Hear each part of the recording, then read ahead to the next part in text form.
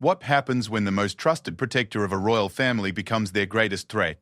When loyalty turns to betrayal and silence becomes deadly? In the grand halls of Valenhall Palace, where golden chandeliers cast shadows that hide the darkest secrets, a single guard's confession would shake the very foundation of the monarchy. Princess Isabella, the beloved 7-year-old heir to the throne, hadn't eaten a proper meal in 3 days. But this wasn't poverty or scarcity. This was something far more sinister happening behind the closed doors of one of the world's wealthiest royal families. The revelation came at 3:47 a.m. on a rain-soaked Tuesday morning, when Royal Guard Captain Marcus Thornfield burst into Prince Alexander's private chambers, his uniform disheveled and his hands trembling. What he was about to reveal would not only cost every palace employee their job, but would expose a conspiracy so shocking that it would make headlines across the globe and forever change how the world viewed the House of Valenhall. The storm outside Valenhall Palace seemed to echo the chaos brewing within its ancient walls. Prince Alexander Valenhall stood at the towering windows of his study, watching lightning illuminate the manicured gardens below. At 32, he carried the weight of a kingdom on his shoulders. But tonight, something far heavier pressed against his chest, a father's desperate concern for his daughter. Princess Isabella had been acting strangely for weeks. The once vibrant 7-year-old who filled the palace corridors with laughter had become withdrawn, pale, and unusually quiet during their evening walks. Her appetite, once healthy and normal for a growing child, had seemingly vanished. The palace physician, Dr. Fagoon, Edmund Hartwell, had assured Alexander that it was merely a phase, perhaps stress from her upcoming royal debut at the Spring Festival. But a father's instinct told him otherwise. The heavy oak door to his study creaked open, and Alexander turned to see his personal secretary, Margaret Whitmore, entering with her usual composed demeanor. At 63, Margaret had served the royal family for over 4 decades, having started as a young assistant to Alexander's mother, the late Queen Victoria Valenhall. Her silver hair was always perfectly arranged, and her navy blue suits never showed a single wrinkle. "Your Highness," Margaret said, her voice carrying its usual formal tone, "the evening reports are ready for your review." Alexander nodded absently, his mind still occupied with concerns about Isabella. "Margaret, have you noticed anything unusual about Isabella's behavior lately? During meals, perhaps?" Margaret's expression remained neutral, but Alexander caught a brief flicker in her eyes, something that passed too quickly to interpret. "Princess Isabella has always been a delicate eater, Your Highness. Perhaps the upcoming festivities have affected her appetite." Before Alexander could respond, the study door burst open with such force that both he and Margaret startled.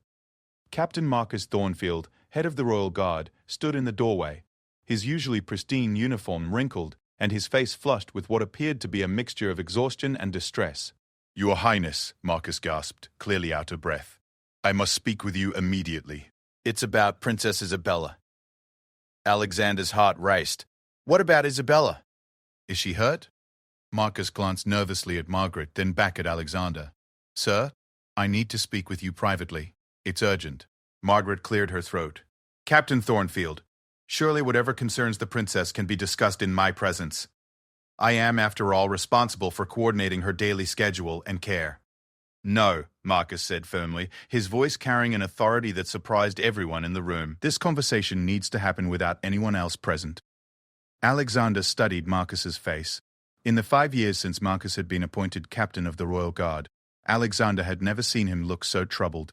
The man who had served in the military for 15 years before joining the Royal Security Detail was known for his unflappable demeanor and unwavering composure. "Margaret, please excuse us," Alexander said quietly. Margaret's lips pressed into a thin line, but she nodded curtly. "Of course, Your Highness.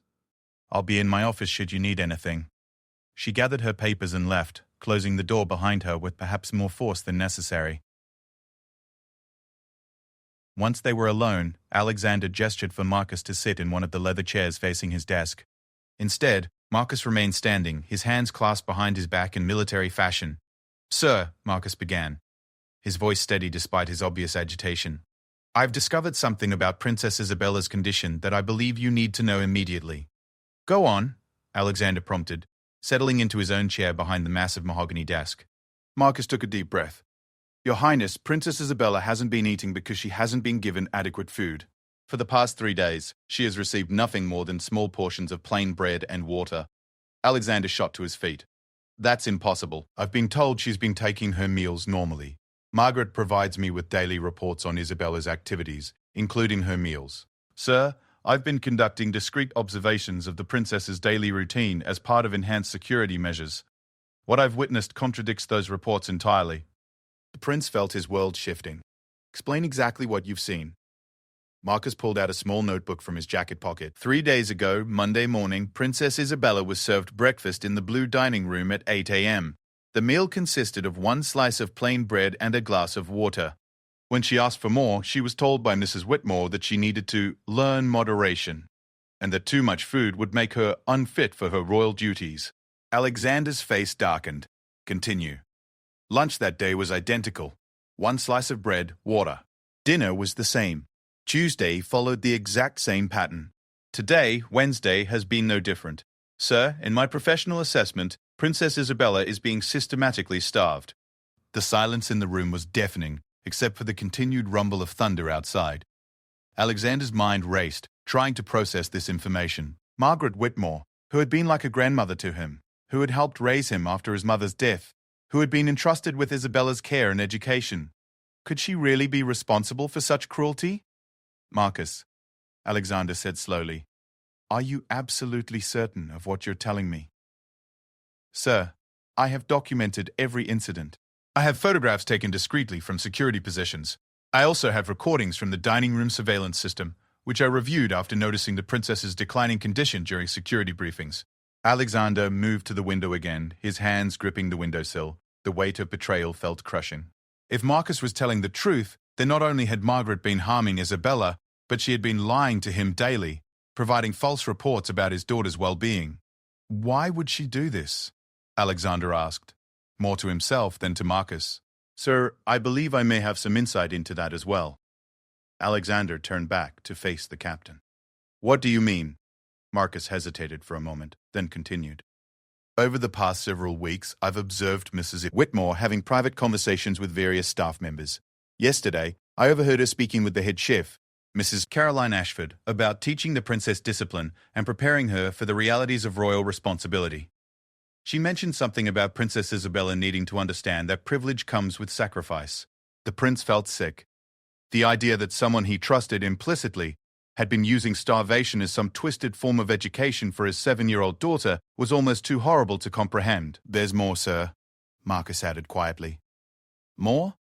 I believe Mrs. Whitmore has been coordinating with other staff members, the head chef, as I mentioned, but also the household manager, Thomas Morrison, and possibly others. When I began to pay closer attention, I noticed that several staff members seemed to be avoiding normal interaction with Princess Isabella. They've been treating her differently, almost coldly. Alexander slumped into his chair, feeling overwhelmed. The palace, which had always been Isabella's safe haven, her home, had apparently become a place where she was being systematically mistreated by the very people entrusted with her care. Sir, Marcus continued, there's something else you should know. Tonight, after Princess Isabella was sent to bed with nothing but a small piece of bread for dinner, I heard her crying in her chambers. When I asked her maid, Sarah Collins, about it, she told me that the princess had asked her for food earlier in the evening. Sarah said she wanted to help but had been specifically instructed by Mrs. Judge's command, Whitmore, that no additional food was to be provided to Princess Isabella under any circumstances. The rage that had been building in Alexander's chest finally erupted. He stood abruptly, his chair rolling backward with force. Where is Margaret now? I believe she's in her office, sir, as she mentioned. Alexander strode toward the door, then stopped.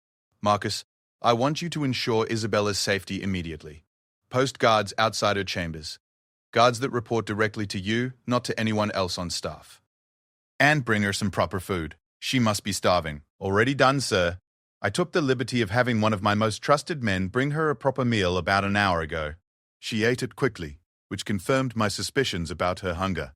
Alexander nodded grimly. Good. Now, I want you to gather every piece of evidence you have. Documents, recordings, photographs, everything. We're going to get to the bottom of this tonight. As Alexander reached for the door handle, Marcus called out, Sir, what do you want me to tell the other staff members? Alexander paused, his hand on the handle. When he spoke, his voice was cold and determined. Tell them nothing for now. But Marcus, if what you've told me is true, If Margaret and others have been deliberately harming my daughter, then by morning, every single person involved will be dismissed from service. I will not tolerate anyone who would hurt Isabella remaining in this palace for one more day."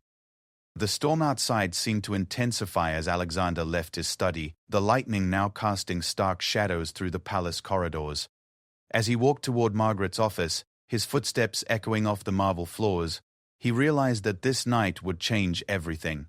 The trust he had placed in his staff, the sense of security he had felt about Isabella's care, the very foundation of how the household operated, all of it was about to crumble.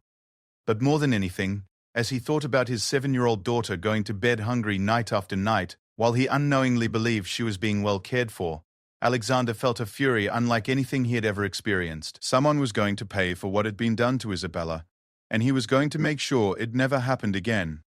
The confrontation with Margaret was about to begin, but Alexander already knew that by dawn, the palace would look very different than it had that morning. The walk to Margaret's office felt like the longest journey of Alexander's life. Each step down the familiar hallway seemed to echo with the weight of betrayal and the sickening realization that his daughter had been suffering while he remained oblivious. The portraits of his ancestors lining the walls seemed to watch him with disapproving eyes, as if questioning how he could have failed so completely in his most basic duty as a father. Margaret's office was located in the administrative wing of the palace, a suite of rooms that had always represented efficiency and order in Alexander's mind. Tonight, however, as he approached the heavy wooden door, with its brass nameplate reading, Mrs. Margaret Whitmore, Senior Administrative Secretary, it felt more like the entrance to an interrogation chamber. The soft glow of lamplight visible beneath the door confirmed that Margaret was still working, as she often did late into the evening. Alexander had always admired her dedication, seeing it as loyalty to the crown and to his family. Now, that same dedication took on a sinister quality in his mind. He knocked firmly on the door. "Come in," came Margaret's familiar voice from within. Alexander entered to find Margaret seated behind her mahogany desk, surrounded by neat stacks of papers, correspondence, and scheduling materials. Her office had always been a model of organization, with every document in its proper place and every surface polished to perfection. The walls were adorned with photographs from royal events spanning her 4 decades of service, including many pictures of Alexander as a child with his late mother. Margaret looked up from her work with a smile that, until tonight, Alexander would have described as warm and maternal. "Your Highness, I wasn't expecting you. Is there something urgent you need?" Alexander closed the door behind him and remained standing. "Margaret, I need to ask you some questions about Isabella's care." Her expression became more guarded, though she maintained her professional composure. "Of course, sir. What specifically would you like to know?" "I want to know about her meals over the past 3 days. Tell me exactly what she's been eating." Margaret's hands briefly paused in their movement over her papers before she continued organizing them. "As I mentioned earlier, Princess Isabella has been eating lightly. Yesterday she had oatmeal for breakfast, a light soup for lunch, and chicken with vegetables for dinner. Today was similar. Perhaps she had toast and jam for breakfast, I believe." Alexander watched her carefully as she spoke. Her words were delivered with the same calm confidence she had always displayed, but something in her demeanor felt different. There was a tension around her eyes that hadn't been there earlier. "Margaret," Alexander said quietly, "I'm going to ask you again, and I want you to think very carefully about your answer. What exactly has Isabella been eating?" This time, Margaret set down her pen and looked directly at him. "Your Highness, I'm not sure what you're implying." "Princess Isabella has been receiving appropriate meals for a child her age. Perhaps if you have concerns about her diet, we could consult with Dr. Hartwell about adjusting her nutritional plan."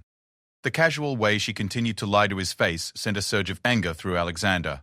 He had hoped, even after Marcus's report, that there might be some explanation, some misunderstanding that could make sense of the situation. Instead, Margaret was doubling down on her deception. "Captain Thornfield has informed me that Isabella has been given nothing but bread and water for 3 days. Alexander said, his voice steady but cold. For the first time, Margaret's composed facade cracked. Her eyes widened slightly, and Alexander saw her swallow hard before responding. "Sir, I'm afraid Captain Thornfield may be mistaken. Perhaps he misunderstood what he observed. He has photographs, Margaret, and recordings from the dining room surveillance system." The silence that followed was deafening. Margaret's face had gone pale, and her hands, which had been resting calmly on her desk, began to tremble slightly. Alexander watched as the woman who had helped raise him, who had been like a second mother to him, realized that her actions had been discovered. Your Highness, Margaret began, her voice now notably less steady. I can explain. Then please do, Alexander said, crossing his arms. Explain to me why my 7-year-old daughter has been starving for 3 days while you've been telling me she's eating normally. Margaret stood up from her desk, her movements careful and deliberate. Sir, what I did was for Princess Isabella's own good. She needs to learn discipline, to understand that being a royal means making sacrifices. Your mother, Queen Victoria, understood this. She often spoke about the importance of teaching royal children that they cannot simply indulge in whatever they want whenever they want it. Alexander stared at her in disbelief. You're talking about starving a child, Margaret, a 7-year-old child. I was teaching her self-control, Margaret insisted, her voice gaining strength as she apparently convinced herself of her reasoning. Princess Isabella was becoming spoiled, expecting meals whenever she wanted them, never learning to appreciate what she has. The other staff members agreed with me that she needed to learn these lessons before they became harder to teach. Other staff members? Alexander's voice was dangerous now. Who else has been involved in this? Margaret seemed to realize she had said too much. She sat back down, her shoulders sagging slightly. Sir, I've served this family for 40 years. Everything I've done has been in service of the crown and for the betterment of the royal children. Answer my question. Who else? Margaret's resolve appeared to crumble under Alexander's intense stare. Mrs. Ashford, the head chef, was following my instructions about Princess Isabella's meals. Mr. Morrison, the household manager, was aware of the educational measures. And some of the other senior staff were informed that Princess Isabella was undergoing a period of character development. Alexander felt sick. The conspiracy was larger than he had initially realized. Multiple people he trusted, people he had worked with for years, had conspired to harm his daughter under the guise of education. Margaret, Alexander said, his voice now barely controlled, do you have any idea what you've done? Isabella is a child. She's 7 years old. She's not some unruly teenager who needs harsh discipline. She's a little girl who should be able to trust the adults around her to take care of her. Your Highness, I understand you're upset, but... Upset? Alexander's composure finally broke. Upset doesn't begin to cover what I'm feeling right now. My daughter has been going to bed hungry for 3 days, crying because the people she trusts won't feed her. And you think I'm merely upset? Margaret flinched at his tone. Sir, if you'll allow me to continue overseeing Princess Isabella's care, I can adjust the approach. Perhaps we were too strict in our methods. The audacity of her request left Alexander momentarily speechless. Adjust the approach? Margaret, you've lost your mind if you think you're going to have any continued involvement with Isabella's care. You're finished here. As of this moment, you're dismissed from royal service. Margaret's face went ashen. Your Highness, please, this has been my life for 40 years.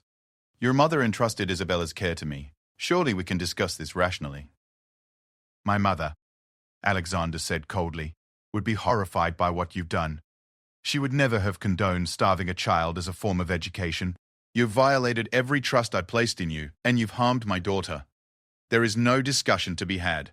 Margaret stood again, her movements now desperate. Sir, please consider what you're doing. I know this palace better than anyone. I know the routines, the schedules, the requirements for royal protocol. Dismissing me will create chaos. The chaos you're referring to, Alexander replied, can't possibly be worse than what you've already created. I'd rather have complete disorder than have someone who would hurt Isabella continuing to work here. Margaret's expression hardened. And what about the other staff members? Are you planning to dismiss everyone who was aware of Princess Isabella's educational program? Everyone who was involved in harming my daughter, yes. Every single person. The implication of his words seemed to hit Margaret fully. Sir, that could be dozens of people. The household will be unable to function. Then we'll hire new people. People who understand that their job is to care for Isabella, not to abuse her. Margaret moved around her desk toward Alexander, her demeanor shifting from defensive to pleading. Your Highness, I raised you after your mother died. I've been like a grandmother to you. Surely our history together means something. Alexander looked at the woman who had indeed been a significant part of his childhood, who had comforted him when he missed his mother, who had helped him navigate the complexities of royal protocol as he grew up. The betrayal felt even more devastating because of that history. That's exactly why this is so terrible, Margaret. I trusted you with the most important person in my life. Isabella trusts you. And you used that trust to hurt her. The fact that you've been like family makes it worse, not better. Margaret's eyes filled with tears. Sir, I never intended for Princess Isabella to be hurt. I truly believed I was helping her develop the character she'll need as a future queen. By starving her? By teaching her discipline and sacrifice.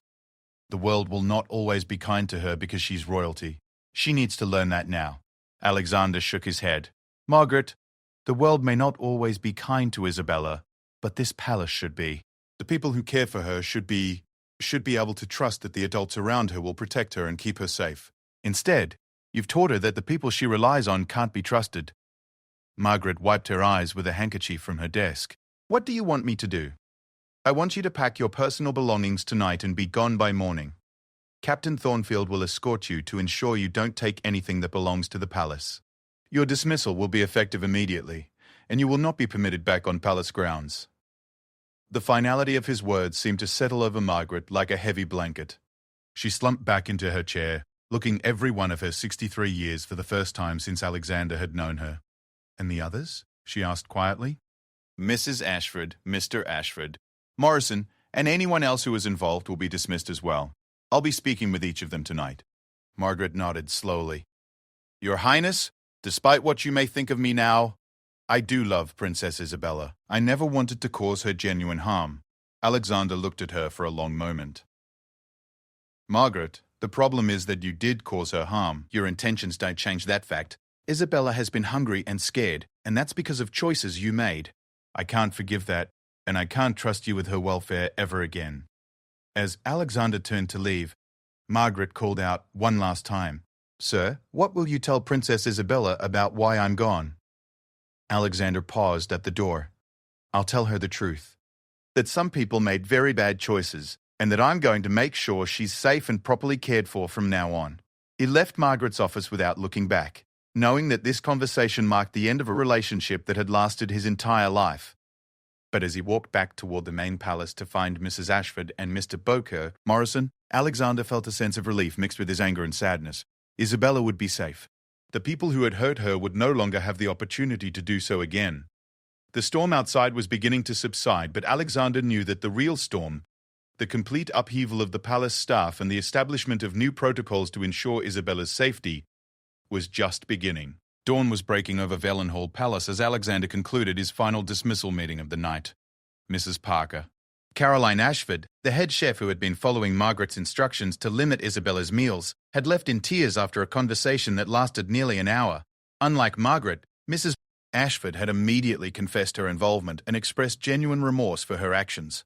She explained that Margaret had convinced her that the dietary discipline was approved by Alexander himself and that questioning it would be insubordination. Alexander found himself both angry at her compliance and somewhat sympathetic to her position. Margaret's authority in the palace had been absolute for decades, and challenging her directives had never been acceptable. Still, the fact remained that Mrs. Bute Ashford had watched a 7-year-old child ask for food and had denied her, regardless of the orders she had received. The household manager, Thomas Morrison, had been more defiant during his dismissal meeting. A man in his 50s who had worked at the palace for 15 years, Morrison had argued that royal children historically underwent strict discipline, and that Alexander was being overly emotional in his response. His dismissal had been swift and uncompromising. By 6 a.m, a total of 12 staff members had been dismissed from palace service. Along with the 3 primary conspirators, 9 other staff members had been aware of Isabella's treatment and had either actively participated or had failed to report it. Alexander had made it clear that willful ignorance was not an acceptable defense when it came to child welfare. Captain Thornfield had been invaluable throughout the night, coordinating security as dismissed staff members gathered their belongings and departed the palace. He had also worked with the remaining loyal staff to ensure that essential palace functions continued despite the massive personnel changes. As Alexander finally returned to his chambers as the sun rose, he was emotionally and physically exhausted. The confrontations had been draining, but more than that, the weight of his failure as a father pressed heavily on his mind. How had he missed the signs? How had he been so trusting of staff reports that he failed to notice his own daughter's declining condition? A soft knock on his door interrupted his self-recrimination. "Come in," he called. Captain Thornfield entered, looking as tired as Alexander felt. "Sir, the dismissed staff members have all departed the palace. I've also taken the liberty of arranging for temporary staffing to ensure Princess Isabella's breakfast is properly prepared this morning. Thank you, Marcus. I know this has been an extraordinary night for you as well. Marcus nodded. Sir, if I may, there's something I wanted to discuss with you about moving forward. Alexander gestured for him to sit in one of the chairs near the fireplace. Both men settled into the comfortable leather chairs that had provided a place for countless important conversations over the years. What's on your mind? Alexander asked. Sir, while the immediate crisis has been resolved, I think we need to consider how to prevent something like this from happening again. The dismissal of so much senior staff creates both an opportunity and a vulnerability. Alexander nodded. I've been thinking about that myself. What do you recommend? Marcus pulled out his notebook again. First, I believe we need to establish new oversight protocols for Princess Isabella's care. No single person should have the level of unsupervised authority over her daily routine that Mrs. Whitmore possessed. Agreed. What else? Second, we need to implement regular direct check-ins with Princess Isabella herself. She should be encouraged to speak directly with you about her daily experiences, her meals, her activities, and how she's being treated by staff members. Alexander realized how obvious this recommendation was and how foolish he had been to rely entirely on staff reports. You're absolutely right. I should have been talking to Isabella directly about her daily experiences all along. Sir, you trusted people you had known for years. That trust wasn't misplaced because you were naive. It was misplaced because they violated it. The reassurance was helpful, but Alexander still felt the sting of his failure. What else do you suggest? Third, I recommend implementing a rotation system for key caretaking positions. No single staff member should be responsible for Princess Isabella's care for extended periods without oversight from others. Alexander considered this. That makes sense. It prevents any one person from developing too much individual control over her routine. Fourth, Marcus continued, I believe we should establish a formal reporting system where multiple staff members document Princess Isabella's daily activities independently. These reports should be reviewed by you directly, not filtered through a senior administrator. Excellent. These are all practical steps that address the structural problems that allowed this situation to develop. Alexander paused, then added, Marcus, I want to thank you for what you did last night. If you hadn't been paying attention, if you hadn't had the courage to come forward, Isabella might have continued to suffer. Marcus's expression grew serious. Sir, I have to admit something to you. I almost didn't report what I was seeing. Alexander looked at him with surprise. What do you mean? Mrs. Whitmore had been in this palace for 40 years. She had authority that went back decades. When I first noticed discrepancies between her reports and what I was observing, I questioned my own perceptions. I wondered if I was misunderstanding royal protocols or if there were educational practices I wasn't familiar with. But you decided to investigate further?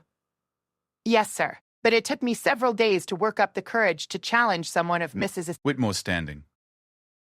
During those days, Princess Isabella was suffering because I was too concerned about protocol and hierarchy to act immediately. Alexander studied Marcus's face and saw genuine regret there. Marcus, the important thing is that you did act. You could have continued to stay silent, continued to doubt yourself, but you chose to protect Isabella. Sir, this experience has made me realize that we need to establish a culture where staff members feel empowered to report concerns about Princess Isabella's welfare, even if those concerns involve senior personnel. How do we do that? Marcus leaned forward. We need to create a direct reporting system where concerns about Princess Isabella can be raised with you immediately, bypassing normal hierarchical structures. Staff members need to know that Princess Isabella's well-being takes precedence over administrative protocols. Alexander nodded thoughtfully. A direct hotline, essentially. Exactly. And staff members need to know that they will be protected from retaliation for raising legitimate concerns. As they continued their conversation, Alexander heard light footsteps in the corridor outside his chambers. A moment later, there was a gentle knock on his door. "Daddy?" came Isabella's small voice from the other side. Alexander's heart clenched. It was the first time he had heard his daughter's voice since learning about her mistreatment. "Come in, sweetheart." Isabella entered the room wearing her pink silk pajamas, her long dark hair slightly messed from sleep. She looked small and fragile, in a way that Alexander had never noticed before, and he realized that he had probably been blind to signs of her distress for weeks. "Good morning, Captain Thornfield," Isabella said politely. demonstrating the royal manners that had been drilled into her from an early age. "Good morning, Your Highness," Marcus replied with a genuine smile. Isabella approached Alexander's chair. "Daddy, I was wondering if I could have breakfast with you this morning." Alexander felt his throat tighten. His daughter was asking permission to eat breakfast with him, something that should have been a given in any normal family situation. "Of course, sweetheart. In fact, would you like to eat all your meals with me for a while?" Isabella's face lit up with relief and joy. "Yes, please. I'd like that very much." Alexander lifted Isabella onto his lap, noticing how light she felt. "Isabella, I need to ask you some questions, and I want you to tell me the truth. Okay?" "Okay, Daddy. Have you been hungry lately?" Isabella looked down at her hands. "Yes." "Can you tell me about your meals yesterday?" Isabella was quiet for a moment, then looked up at her father. "Mrs. Whitmore said I could only have bread and water because I needed to learn to be a good princess. She said good princesses don't eat too much food." Alexander felt his anger resurge, but he kept his voice gentle. "Isabella, Mrs. Whitmore was wrong. Good princesses eat healthy food so they can grow strong and smart. You should never be hungry." "Am I in trouble?" Isabella asked in a small voice. "No, sweetheart, you're not in trouble at all. Some grown-ups make very bad choices, but they won't be working here anymore." Isabella nodded solemnly. "Is Mrs. Whitmore gone?" "Yes, she is." "Good," Isabella said quietly. "She was scary when I asked for food. She said I was being greedy." Alexander hugged his daughter tightly, feeling both heartbroken and furious that she had been made to feel guilty for the basic need for nourishment. "Isabella, wanting food when you're hungry is not greedy. It's normal. And from now on, if anyone ever tells you that you can't eat when you're hungry, I want you to come tell me immediately, okay?" "Okay, Daddy." Marcus cleared his throat gently. "Your Highness, perhaps we should discuss the breakfast arrangements." Alexander nodded. "Isabella, would you like to help me choose a new cook for the palace? Someone who will make sure you always have delicious, healthy food." Isabella's eyes widened with excitement. "Can I really help choose?" "Absolutely. In fact, I think you should help choose several new staff members who will be taking care of you." As Alexander held his daughter and discussed the plans for rebuilding the palace staff, he felt a sense of determination that he had never experienced before. The betrayal of his trust had been devastating, but it had also opened his eyes to the need for fundamental changes in how the palace operated. Isabella would never again be placed in a position where her basic needs could be denied by staff members operating without proper oversight. The new protocols would ensure transparency, accountability, and most importantly, they would put Isabella's well-being above all other considerations. The sunrise streaming through the windows of Alexander's chambers seemed to herald not just a new day, but a new era for the palace, one where trust would be earned through demonstrated care for Isabella rather than assumed through years of service. 3 weeks had passed since the night that changed everything at Valenhall Palace. Alexander stood in the newly reorganized administrative wing, reviewing the applications for the replacement staff positions. The process of rebuilding the palace household had been more complex than he had initially anticipated, but it had also provided an opportunity to implement the systematic changes that would protect Isabella in the future. Captain Thornfield had proven invaluable in coordinating the transition. His military background had helped him establish the new protocols efficiently, and his obvious dedication to Isabella's welfare had earned Alexander's complete trust. Marcus had been promoted to head of household security, with expanded responsibilities that included oversight of all staff interactions with Isabella. The new hiring process was unprecedented in royal household management. Instead of relying solely on recommendations and traditional credentials, Alexander had insisted on comprehensive background checks, psychological evaluations, and direct interviews with Isabella herself for key positions. No one would be placed in a caretaking role without demonstrating both competence and genuine care for children. Sarah Chen, a child psychologist who had been recommended by the royal physician, had been consulted throughout the process. Chen had spent several sessions with Isabella to assess any psychological impact from her ordeal, and had also advised Alexander on recognizing signs of emotional distress in children. The sessions had revealed that Isabella had indeed been affected by the experience, but she was resilient and responding well to the increased attention and care. "Daddy, can I see the kitchen again?" Isabella asked as she entered Alexander's temporary office in the administrative wing. Alexander smiled at his daughter, noting how much healthier she looked after 3 weeks of proper nutrition and care. Her color had returned, her energy was back to normal, and most importantly, she seemed to feel secure again. "Of course, sweetheart. Are you excited about meeting the new chef today?" Isabella nodded enthusiastically. Captain Thornfield said she makes special cookies shaped like horses. Mrs. Rodriguez does seem very talented, Alexander agreed. Elena Rodriguez had been selected as the new head chef after an extensive interview process that had included Isabella's input. Mrs. Rodriguez had 20 years of experience in high-end hospitality and came with impeccable references, but what had impressed Alexander most was how naturally she interacted with Isabella during the interview. As they walked toward the kitchen, Alexander reflected on how different the palace felt now. The new staff members brought fresh energy and perspectives, but more importantly, they all understood that their primary responsibility was Isabella's well-being. The culture of secrecy and unquestioned authority that had allowed Margaret's abuse to continue had been replaced with transparency and accountability. "Your Highness," came a voice from behind them. Alexander turned to see James Patterson, the new administrative coordinator who had replaced Margaret. James was a 42-year-old former hotel manager who had extensive experience in luxury hospitality, but none in royal protocol. Alexander had deliberately chosen someone from outside traditional royal service circles to break the old patterns of automatic deference to senior staff. "Good morning, James," Alexander replied. "How are the orientation sessions going?" "Very well, sir. The new staff members are adjusting quickly to the protocols we've established. I wanted to update you on the daily reporting system we discussed. This was one of the most important changes Alexander had implemented. Instead of relying on a single senior administrator's summary reports, he now received detailed daily logs from multiple staff members about Isabella's activities, meals, mood, and any notable interactions. These reports came directly to him, with no filtering through intermediate supervisors. "What's the feedback been like?" Alexander asked. "Overwhelmingly positive, sir. The staff members appreciate having clear documentation requirements, and several have mentioned that the transparent approach makes them feel more confident in their roles." Isabella tugged on Alexander's sleeve. "Daddy, can we go see Mrs. Rodriguez now?" "Of course." "James, would you like to join us?" As they headed to the kitchen, Alexander felt a sense of satisfaction about the changes they had implemented. The new protocols weren't just about preventing future abuse. They were creating a healthier overall environment for everyone who worked at the palace.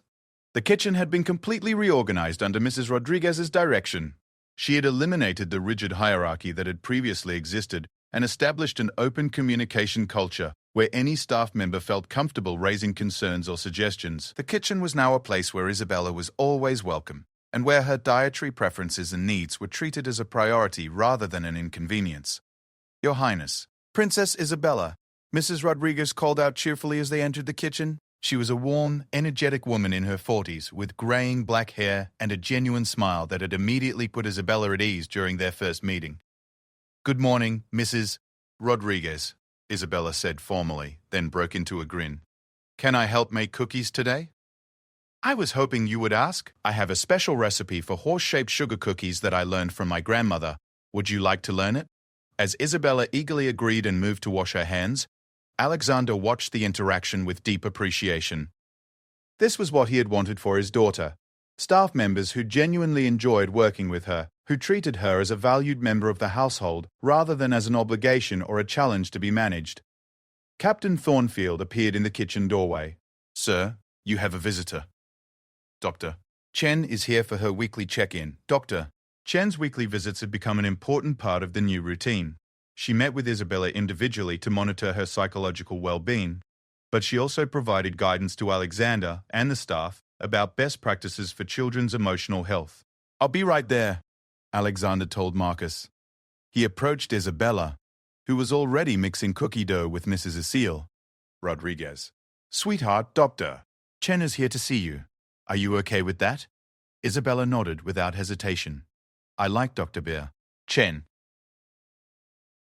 She listens to me." This simple statement reinforced for Alexander how important the new approach was. Isabella felt heard and valued in a way that apparently hadn't been true during Margaret's regime. Alexander made his way to the small conference room where Dr. Chen was waiting. Dr. Chen was a woman in her early 50s with kind eyes behind wire-rimmed glasses and a manner that put children immediately at ease.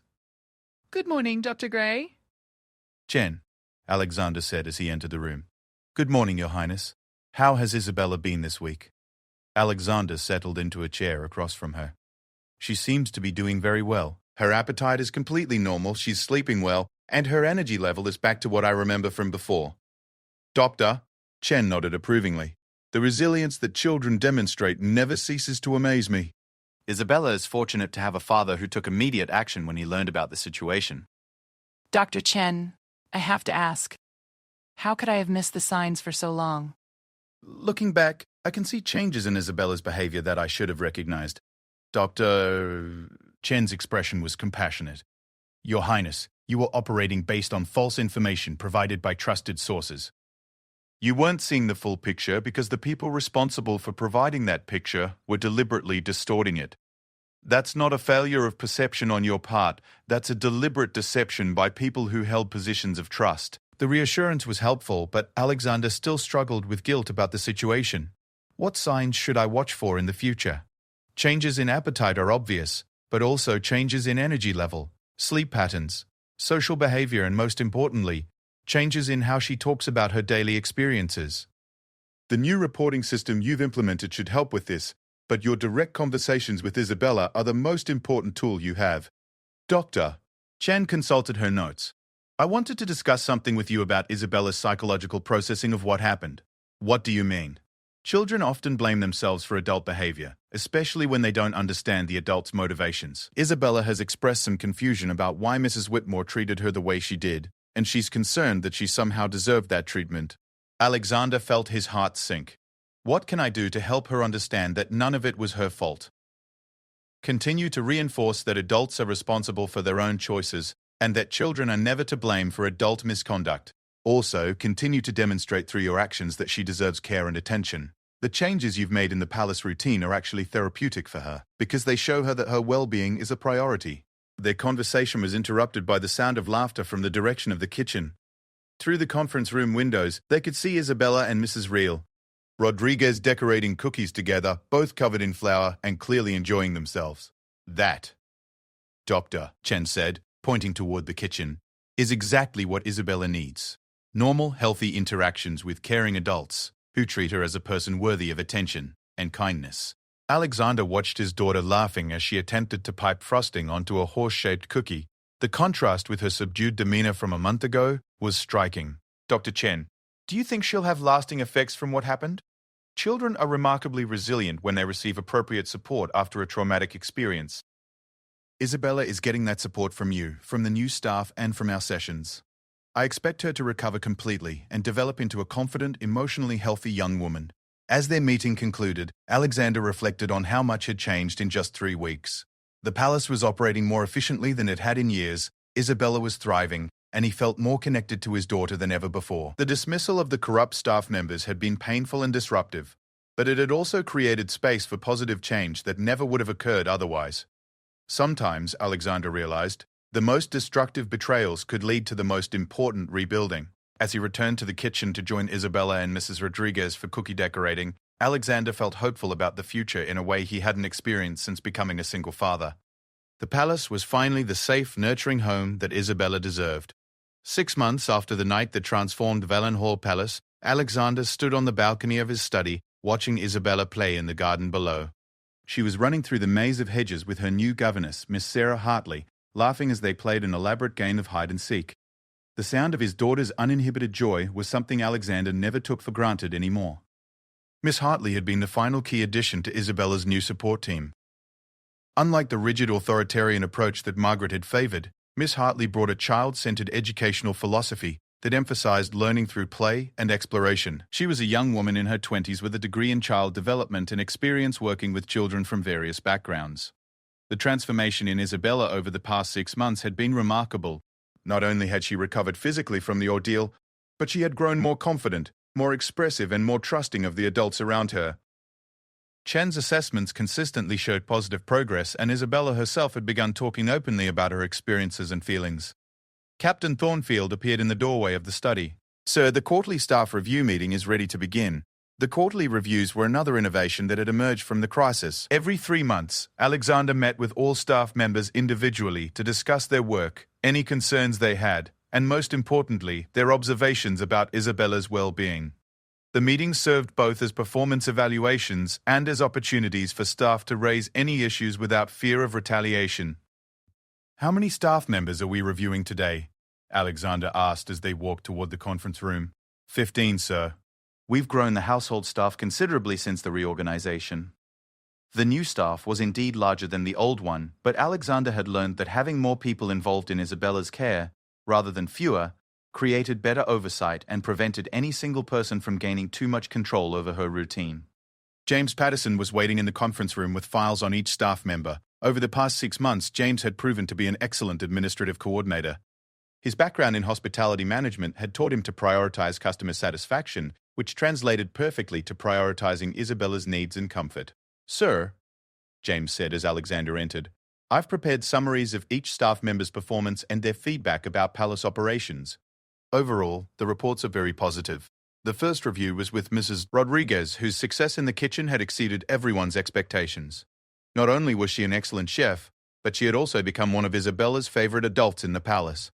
Mrs. Rodriguez had a natural way of including Isabella in kitchen activities while teaching her about nutrition, cooking, and even basic Spanish. Mrs. Rodriguez, how do you feel the kitchen operations are going?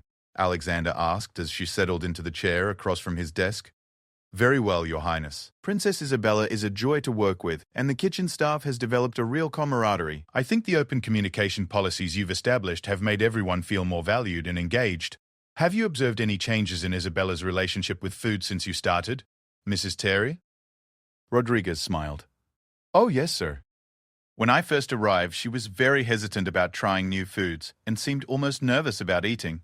Now she's adventurous and excited about meals. Last week, she helped me prepare a traditional Spanish paella, and she ate everything on her plate. Alexander felt a familiar pang when reminded of how damaged Isabella's relationship with food had been. Are there any concerns you have about her behavior or well-being? None at all, sir. She's a healthy, happy child who clearly feels safe and loved. The only thing I'd mention is that she still asks permission before taking snacks sometimes, which breaks my heart a little. But even that is getting better. The permission-seeking behavior was something Dr. Chen had explained was normal for children who had experienced food restriction. Isabella was still learning that food was available whenever she needed it, and that expressing hunger was not only acceptable but welcome. The next several reviews followed similar patterns. Miss Hartley reported that Isabella was excelling academically and socially. The housekeeping staff noted that she was more energetic and engaged with everyone around her. The groundskeeping staff mentioned that she had become fascinated with the palace gardens and was learning about different plants and flowers.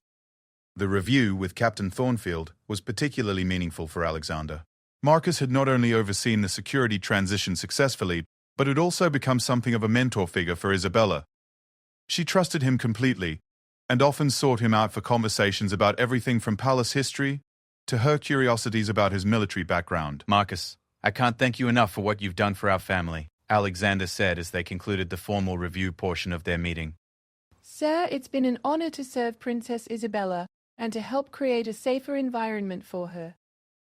I have to admit, watching her thrive over the past 6 months has been one of the most rewarding experiences of my career. Have you given any thought to the long-term structure of palace security and household oversight? Marcus nodded. I think the systems we've put in place are solid, but I'd like to suggest that we document everything formally so that future staff members understand the protocols and the reasoning behind them. This was an excellent suggestion. Alexander realized that the institutional memory of why the changes had been made needed to be preserved so that future staff members would understand the importance of maintaining the safeguards. The final review of the day was with Dr. Chen, who continued her weekly sessions with Isabella, but now also provided monthly assessments to Alexander about the overall household environment. Dr. Chen, what's your professional assessment of Isabella's progress? Alexander asked. Remarkable, she replied without hesitation. 6 months ago, Isabella was a child who had learned to suppress her basic needs and to distrust the adults responsible for her care. Today, she's confident, expressive, and secure in her relationships with the people around her. Are there any lingering effects we should be monitoring? Some heightened awareness around food and authority figures, but these are actually adaptive responses that may serve her well. She's learned to advocate for herself and to recognize when something doesn't feel right. Those are valuable life skills, Doctor. Chen consulted her notes.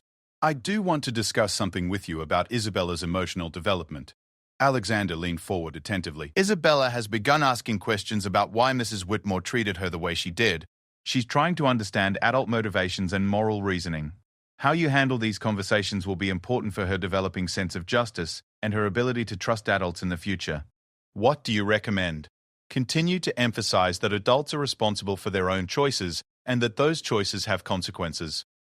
Mrs. Peter Badea, teaching one of the germs, Whitmore made bad decisions and faced appropriate consequences, but also help Isabella understand that most adults are trustworthy and caring. As the day of reviews concluded, Alexander felt a deep sense of satisfaction about the palace they had built together.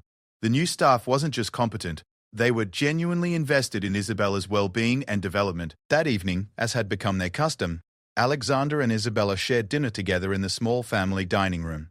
The formal dining rooms were reserved for official occasions, but their daily meals were intimate affairs, where they could talk about their days and spend quality time together. "Daddy," Isabella said as she carefully cut her chicken with the proper technique Miss Hartley had taught her, "Mrs. Rodriguez is going to teach me how to make bread tomorrow."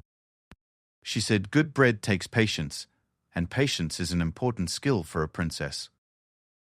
Alexander smiled at his daughter's earnest repetition of Mrs. Beer. Rodriguez wisdom. That sounds like a valuable lesson. Are you excited about learning? Very excited. And Captain Thornfield said he might tell me more stories about when he was a soldier. Did you know he once helped rescue people from a flood? The easy way Isabella talked about the adults in her life, the trust and affection in her voice, was perhaps the best indicator of their success in rebuilding the palace environment. "Isabella," Alexander said, "I want to ask you something, and I want you to tell me the truth." Isabella looked at him attentively. "Okay, Daddy. Are you happy? Do you feel safe and cared for here?" Isabella's response was immediate and enthusiastic. "Yes. Everyone here is kind to me, and I know that if I need anything, I can ask for it. And I know you'll always take care of me." The simple confidence in her voice brought tears to Alexander's eyes. His 7-year-old daughter felt secure and valued, something that hadn't been true 6 months ago. And if anyone ever made you feel scared or hungry or unsafe, what would you do? "I would tell you right away, just like you taught me. Or I would tell Captain Thornfield or Mrs. Rodriguez or Miss Hartley. There are lots of people I can trust now." As they finished dinner and prepared for Isabella's bedtime routine, Alexander reflected on the journey they had taken together. The betrayal by Margaret and the other staff members had been devastating, but it had also led to fundamental improvements in how the palace operated and how Isabella was cared for. The new systems they had implemented weren't just about preventing future abuse, they had created a more open, transparent, and caring environment that benefited everyone. Isabella was thriving, the staff was engaged and motivated, and Alexander felt more connected to his daughter than ever before. Looking back, Alexander realized that sometimes the most painful experiences could catalyze the most important growth. The night Captain Thornfield had burst into his study with news of Isabella's mistreatment had been the worst night of his life as a father. But it had also been the beginning of the best period of their relationship. As he tucked Isabella into bed that night, listening to her excited chatter about her plans for the next day, Alexander felt grateful for the hard-won wisdom that had emerged from their ordeal. Isabella was safe, happy, and surrounded by people who genuinely cared about her well-being. The palace had become what it was always meant to be, not just a symbol of royal authority, but a home where a child could grow up feeling loved, protected, and valued. Epilogue. 2 years later, Princess Isabella celebrated her 9th birthday with a party that filled the palace with laughter and joy. The celebration was attended by the staff members who had become like an extended family to her, and every aspect of the day reflected the caring, child-centered environment that had been built from the ashes of betrayal. Mrs. Rodriguez created a magnificent cake shaped like a castle, complete with edible flowers from the palace gardens. Miss Hartley organized educational games that were so engaging the adults joined in enthusiastically. Captain Thornfield told stories that kept everyone entertained, and Dr. Chen observed a confident, happy child who bore no psychological scars from her early ordeal. Alexander watched his daughter blow out her birthday candles and make a wish, surrounded by people who had proven their dedication to her well-being through their daily actions. The darkness of that night 2 years ago had given way to a brightness that illuminated every corner of their lives. The protocols they had implemented had been refined and strengthened over time, and the palace had become a model for how to create safe, nurturing environments for children in complex institutional settings. But more than the systems and procedures, it was the culture of care and transparency that had made the real difference. Isabella's wish, she told her father later, was for many more birthdays just like this one, surrounded by people who made her feel special and loved. It was a wish that Alexander was confident would come true because they had built something together that was stronger than the betrayal that had threatened to destroy it. The palace walls that had once hidden secrets now showcased the joy of a child who knew she was valued, protected, and loved. And Prince Alexander had learned that sometimes the greatest act of love was the willingness to tear down everything that seemed stable in order to build something truly safe.